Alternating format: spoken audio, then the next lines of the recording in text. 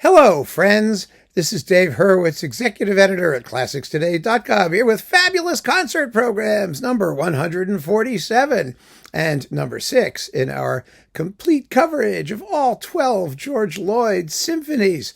Well, fabulous concert programs, as you know, are programs that you'll never see live because they're just too fabulous and no one will ever think of them. Hopefully some people someday will look at these and say, gee, here's some really good ideas for some concert programs, and maybe play some of them. But this one is number 147, as I said, so we've done a lot. And for this particular concert with intermission, where you can go get a snacky or something, I've decided to take, well, we're doing George Lloyd's Sixth Symphony. And the Sixth has determined the shape of the whole program, even though it's a short work. You know, Lloyd's symphonies actually are so similar in some respects, at least the first few, to what Shostakovich did. Because, you know, Shostakovich had 3 rather short, normally symphonies, and then 4 and 5 were enormous, and then 6 was, again, a short but mature symphony. Well, that's exactly what happened with Lloyd. Numbers 1, 2, and 3 are all shorter, neo-romantic / neoclassical pieces full of good things. They're actually better than Shostakovich's second and third. Maybe not the first, which is a masterpiece in its way, but he was a symphonist born and bred.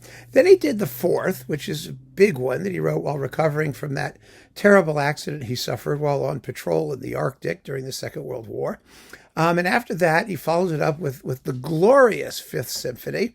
And the sixth is an inhalation, taking a breath. It's a modest piece, 3 movements, 22 minutes, scored with, minimal percussion, some, and a little bit of everything else, but beautifully orchestrated and full of lovely tunes. It's a relaxed work and a charming work.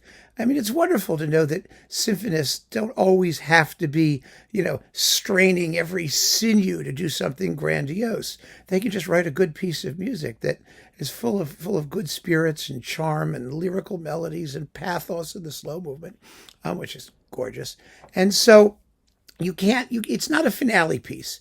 You have to do it on the first half of the program. It makes a wonderful ending to the first half of the program, because think about it, 22 minutes long. I mean, it's not much longer than well, it's the same length exactly, just about as Sibelius' Seventh, or the Leonora Overture number 3 is like 16 or 17 minutes. I mean, you're up there.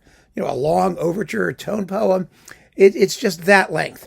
So I decided to frame this program with a couple glances at film music, which is some of the greatest orchestral music of the 20th century, which nobody pays attention to and doesn't really get serious attention. So let's start with Copland's Music for Movies. I don't know why this 5-movement suite isn't played more frequently. It's from 3 films that Copland did, and there's like New England Countryside and Threshing Machines, and it's really nifty.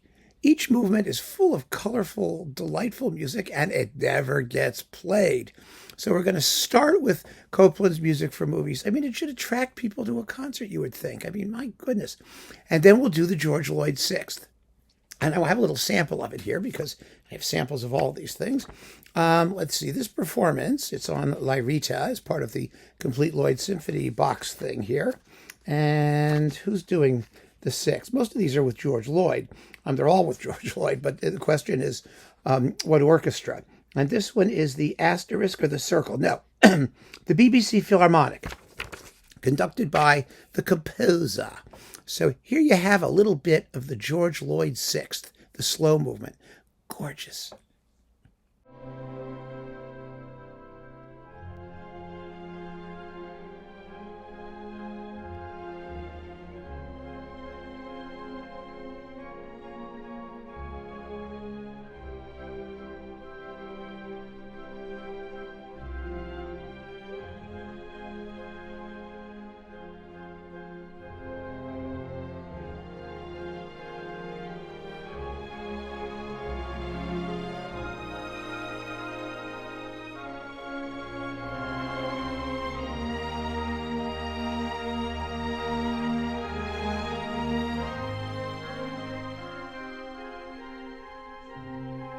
I mean, if you can write tunes like that, just go for it, right?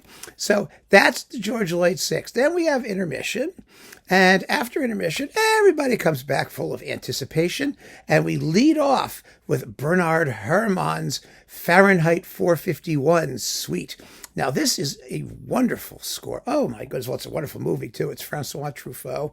Really terrific. And the Ray Bradbury story about people who burn books, which is sort of topical in some ways these days. Things that get canceled and banned. And it's a wonderful dystopian fable, as it were. And the score it's written for strings, harps, and percussion, mostly mallet percussion, like vibraphones and things. Oh, it's just amazing. It's a delightful, wonderful, creepy, spooky, haunting score that deserves to get performed quite regularly. And so we'll start with that in the second half, which will put everyone in a happy, dreamy, I don't know, atmospheric mood, maybe not happy. Well, I mean, it's sort of hopeful at the end, but in any case, it's great music.